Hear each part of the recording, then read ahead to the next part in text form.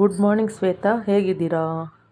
ದುಬೈಯಿಂದ ನೀವು ನನ್ನ ಅಡುಗೆ ನೋಡ್ತಾ ನೋಡ್ತಾ ಯಾಕೆ ಆಂಟಿ ಈ ಮಧ್ಯೆ ನೀವು ಅಡುಗೆ ಮಾಡಲ್ಲ, ಮಾಡಿ ಹಾಕಿ ನಾವು ನೋಡ್ತೀವಿ ಖುಷಿಯಾಗುತ್ತೆ ಅಂತ ನೀವು ದುಬೈಯಿಂದ ಕೇಳಿದ್ದೀರಾ.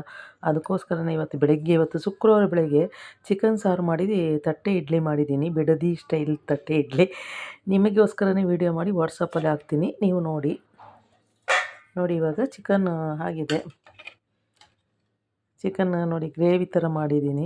ಸ್ವಲ್ಪ ಸಾರು ಇರಬೇಕಲ್ಲ, ಮಧ್ಯಾಹ್ನ ಇದು ಮುದ್ದೆ ಮಾಡ್ಬೋದು, ಅನ್ನಕ್ಕೂ ಆಗುತ್ತೆ.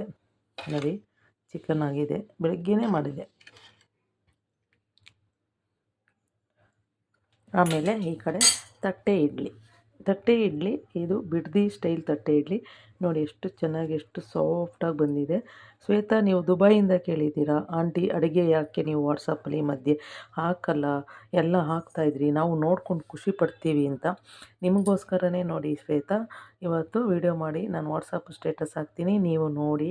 ನೀವು ಬ್ಯಾಂಗ್ಳೂರಿಗೆ ಬರ್ತೀರಲ್ಲ, ನಮ್ಮ ಮನೆಗೆ ಬನ್ನಿ, ಏನೇನು ಅಡುಗೆ ಬೇಕೆಲ್ಲ ಮಾಡಿಕೊಡ್ತೀನಿ, ಅದು ಬೇರೆ ವಿಷಯ. ಆದರೆ ನೀವು ಖುಷಿಯಿಂದ ನನ್ನ ಕೇಳ್ತೀರಲ್ವ, ಹಾಕಿ ಆಂಟಿ, ಯಾಕೆ ಆಂಟಿ ವಾಟ್ಸಪ್ಪಲ್ಲಿ ಹಾಕಲ್ಲ ಅಂತ. ಅದರಿಂದನೇ ಇವತ್ತು ಬೆಳಗ್ಗೆನೇ ವಿಡಿಯೋ ಮಾಡಿ, ಬೇಗ ಅಡುಗೆ ಮಾಡಿ ವಿಡಿಯೋ ಮಾಡಿ ನಿಮಗೋಸ್ಕರನೇ ಇದು ವಾಟ್ಸಪ್ ಸ್ಟೇಟಸ್ಗೆ ಹಾಕೋದು. ನೋಡಿ, ಎಲ್ಲರನ್ನ ಕೇಳಿದೆ ಹೇಳಿ ಶ್ವೇತಾ, ನಿಮ್ಮ ದುಬೈಯಲ್ಲಿ ಎಲ್ಲ ಅಮ್ಮ, ಅಕ್ಕ, ಕಿರಣ್ ಎಲ್ಲರನ್ನ ಕೇಳಿದೆ ಅಂತೇಳಿ.